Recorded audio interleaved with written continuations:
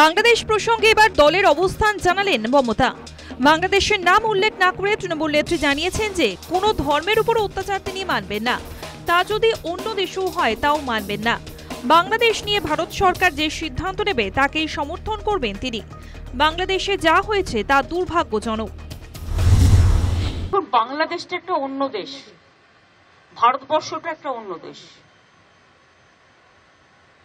একটা দেশ আর একটা দেশের সম্বন্ধে যদি কিছু করে সেটা সেই দেশকে করতে হয়। আমরা দুঃখিত, আমরা মর্মাহত। অনেক মানুষ আগেও মারা গেছে, এখনো অত্যাচারিত হচ্ছে। আগেও আন্দোলনেও অনেক ছাত্রছাত্রীরা মারা গেছে এবং আজও তার রেস চলছে। এবং আমরা তো কেউ ঘটনাটাকে সমর্থন করছি না। যে কোনো ঘটনায় যে কোনো ধর্মের ওপরেই হোক না কেন, আমরা সেটাকে সমর্থন করি না। কিন্তু এক্ষেত্রে আমাদের ভূমিকা খুব লিমিটেড। তার কারণ এটা হচ্ছে, যেহেতু আমরা আলাদা দেশ, বাংলাদেশ আলাদা দেশ, এটা ইন্ডিয়া গভর্নমেন্ট বাংলাদেশ গভর্নমেন্টের সাথে কথা বলতে পারি, বলে অ্যাকশন নিতে পারেন।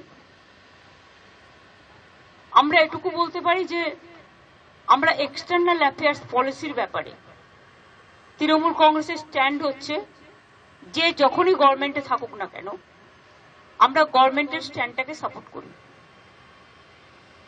কাজেই আমাদের বক্তব্য খুব পরিষ্কার, কোনো ধর্মের ওপরে, কোনো বর্ণের ওপরে, কোনো জাতির ওপরে কোনো অত্যাচারই আমরা মানি না। বাংলাদেশ নিয়ে উদ্বেগ প্রকাশ করেছে নয়াদিল্লিও। বৃহস্পতিবার প্রধানমন্ত্রী নরেন্দ্র মোদীর সঙ্গে বৈঠকে বসেন বিদেশ মন্ত্রী এস জয়শঙ্কর। বুধবারই বাংলাদেশে হিন্দুদের উপর নির্যাতন নিয়ে অন্তর্বর্তী সরকারের উদ্দেশ্যে কড়া বিবৃতি জারি করেছিল বিদেশ মন্ত্রক। বৃহস্পতিবার মোদীকে সাম্প্রতিক পরিস্থিতি নিয়ে বিস্তারিত রিপোর্ট দেন জয়শঙ্কর। শোনা যাচ্ছে শুক্রবার অধিবেশনের শুরুতেই সংসদে বাংলাদেশ নিয়ে বিবৃতি দিতে পারেন প্রধানমন্ত্রী।